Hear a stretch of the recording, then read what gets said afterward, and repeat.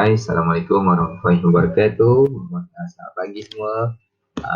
Saya harap semua sihat, bersama keluarga di rumah ataupun sendirian di rumah, jaga diri baik-baik. Jangan keluar rumah. Kalau keluar rumah, pastikan kamu sentiasa menjaga SOP. Okey, baiklah. Hari ini saya akan sambung lagi kita punya subjek pendidikan kesihatan tahun 3 di bawah topik pendidikan kesihatan selamatkan maruah. Yang ni kamu semua boleh cek dalam buku teks kamu muka surat 63 ya. Muka surat 63 67. Cek dalam buku teks kamu muka surat 67. Dekat situ kita ada topik yang saya akan bincangkan hari ni. Jadi tajuk kita adalah selamatkan maruah. Selamatkan maruah. Jadi minggu lepas kita telah belajar tentang anggota-anggota seksual, di mana anggota-anggota seksual yang kita belajar pada minggu lepas adalah bahagian-bahagian di badan kita ni yang mana sangat-sangat sensitif, sangat-sangat perlu dijaga. Pastikan kamu jaga baik-baik daripada disentuh ataupun dipegang dan sebagainya. Baiklah, kita teruskan. Sekarang kita pergi pada cara untuk menjaga kehormatan anggota seksual. Yang ni kita boleh bahagikan kepada dua bahagian. Yang pertama bahagian untuk perempuan dan satu lagi bahagian untuk lelaki. Tapi secara generalnya ataupun secara keseluruhannya, kalau kita tengok ada 3 benda yang penting. Yang pertama, cara nak jaga kehormatan anggota seksual yang pertama adalah dengan memakai pakaian yang sopan. Ya. Pakaian sopan ni bukan sahaja berada di luar ketika kamu berada di luar. Pakaian-pakaian yang sopan ni juga kamu perlu pakai ketika kamu berada di rumah. Ya. Jangan sampai kat rumah tu yang dah sekolah rendah tu ni yang saya cakap lah kalau yang perempuan tolong pakai baju, pakai seluar dengan lengkap. Pakai pakaian yang sopan ini maksudnya pakai pakaian yang lengkap. Kalau di rumah.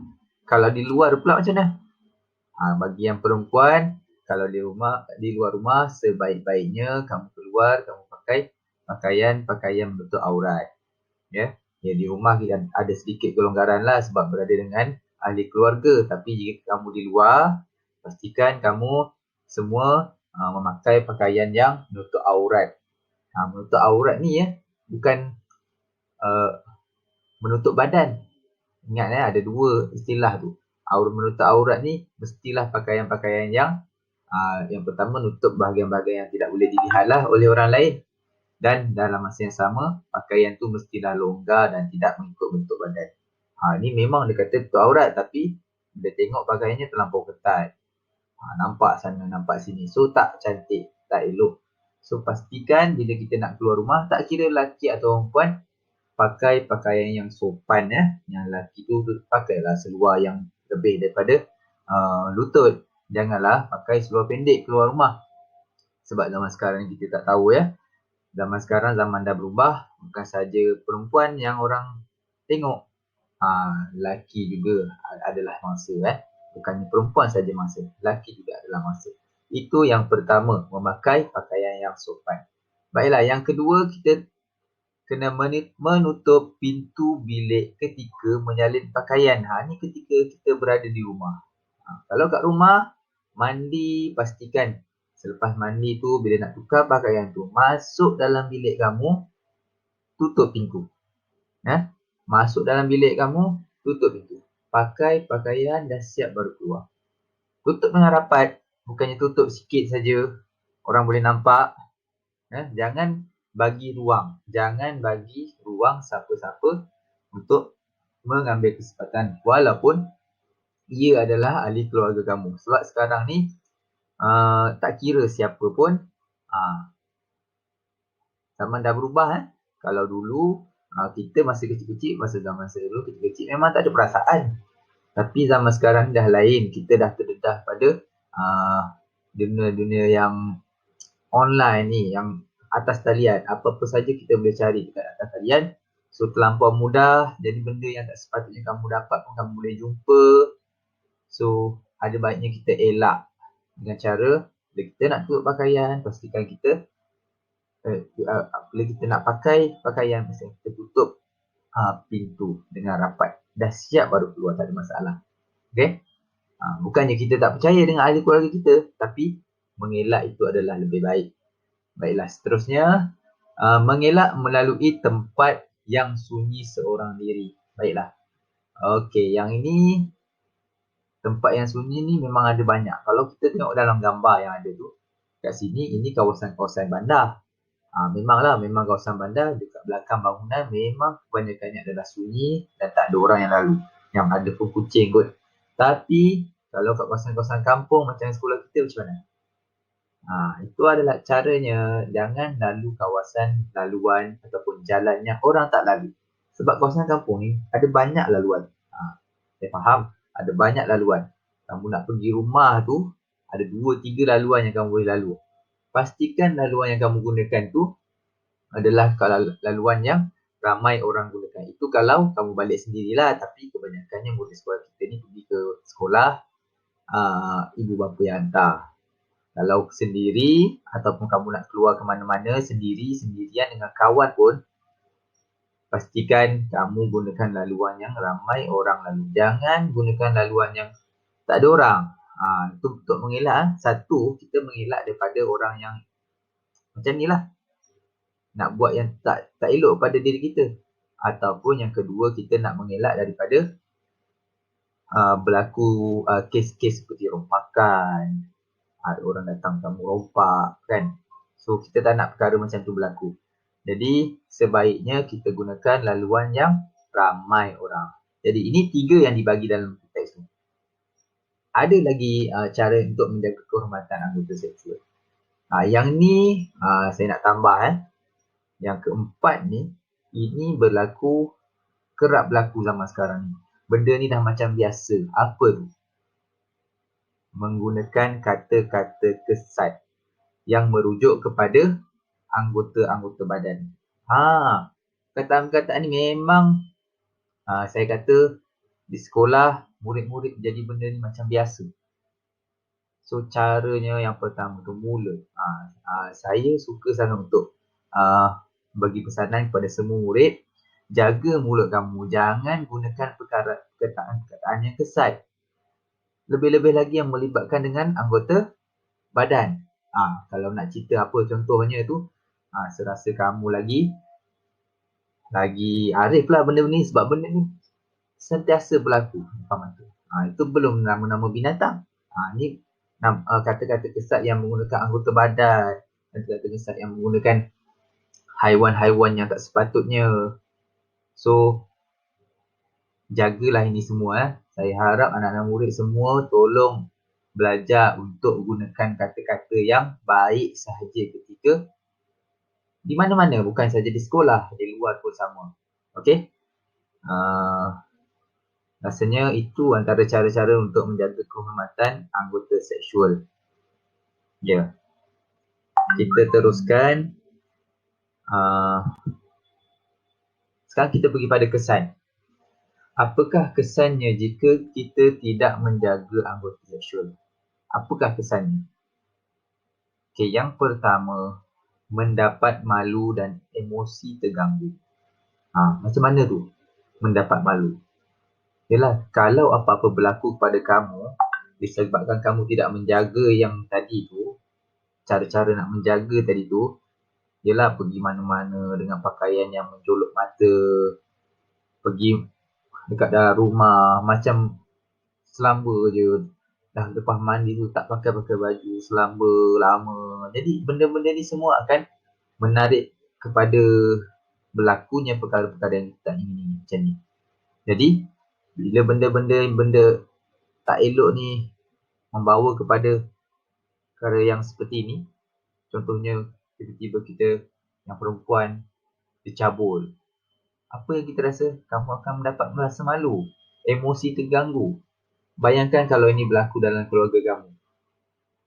Kamu dicabul. Ini contohlah ni. Saya tahu semua ahli keluarga kita baik-baik belaka. Tapi ni contoh saya nak bagi. Contohnya jika kamu dicabul oleh ahli keluarga kamu. kamu mengadu kepada orang lain dalam keluarga kamu juga. Agak-agak nak percaya tak? Susah nak percaya. Jadi untuk mengelakkan benda ni, tolonglah pastikan kamu sentiasa menjaga kehormatan kamu di rumah ataupun di luar rumah. Okay? Kalau dah terjadi, kamu akan merasa sangat malu, emosi kamu terganggu. Yang tu sebab inilah yang menyebabkan banyak-banyak kes seperti bunuh diri. Yelah, bila perkara ni berlaku, kamu mengadu pada orang, orang tak percaya, kamu akan rasa macam emosi kamu ni terganggu, murung. So, pastikan benda-benda ni tak berlaku langsung dalam keluarga kamu ataupun di mana-mana saja. Okay? Itu yang pertama. Dapat malu. Yang kedua, tidak disukai rakan. Ya, contohnya. Ni cara pemikiran. Ada setengah orang dia rasa bila dia pakai pakaian yang mencolok mata di luar, dia nakkan perhatian orang ramai. Tapi sebenarnya orang bukannya nak sangat kita dekat kamu, nak tengok sangat kamu tu, bukan. Tapi mereka lebih kepada benda-benda yang tak elok. Jadi bila benda-benda macam ni berlaku kat kamu, ada dua golongan. Ada yang satu golongan ni dia suka tengok orang kata cuci mata.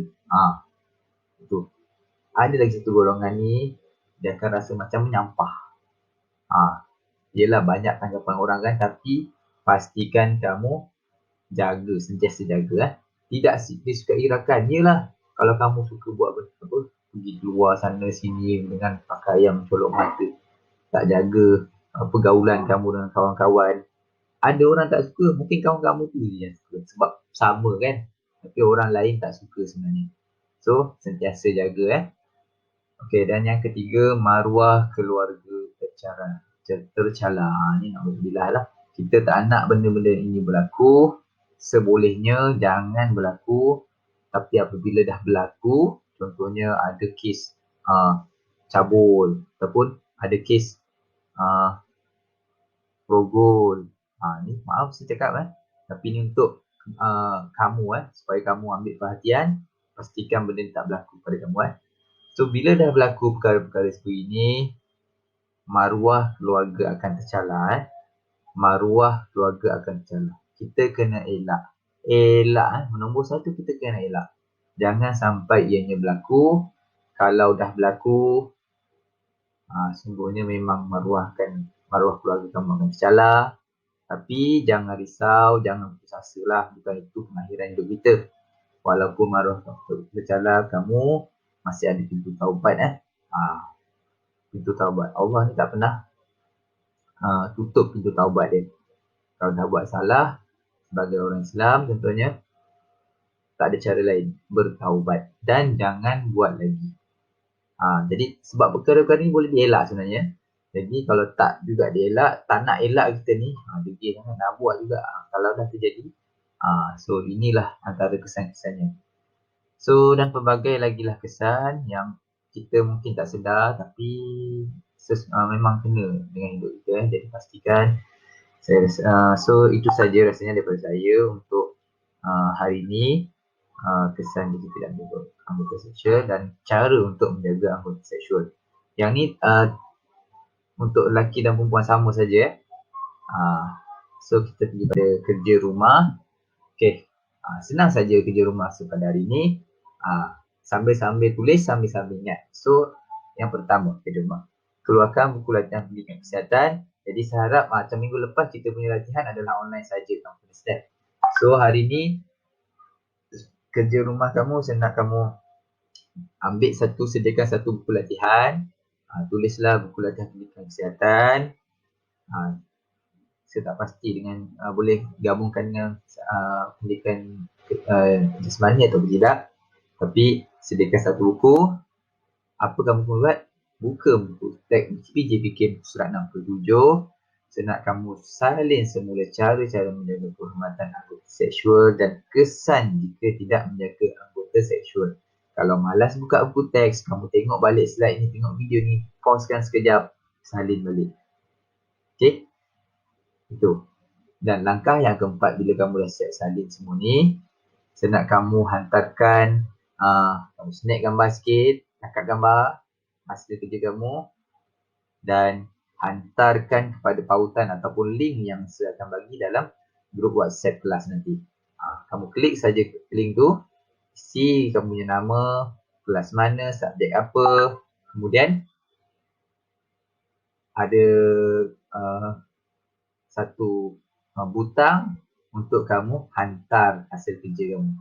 Klik kat situ, hantar gambar yang kamu dah siap salin semua ni. Okay? So, saya rasa itu saja untuk subjek pendidikan kesihatan hari ini. Untuk minggu ini, kita jumpa lagi pada minggu hadapan. Okay, macam biasa, jaga diri, jaga maruah diri, jaga maruah anggota seksual kamu, jaga anggota seksual kamu. Itu saja daripada saya. Stay safe, stay at home. Assalamualaikum.